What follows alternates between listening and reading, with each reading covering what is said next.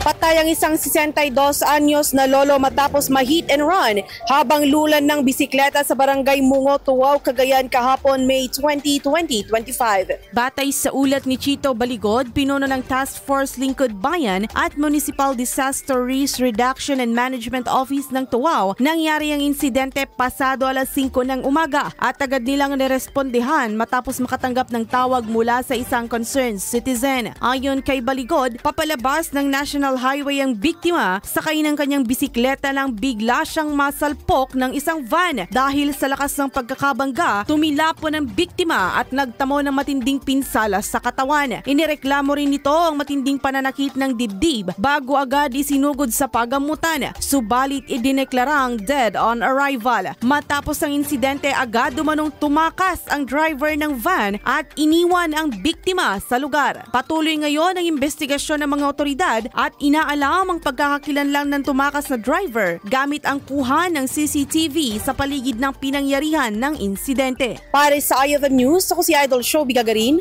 Idol! IFM News.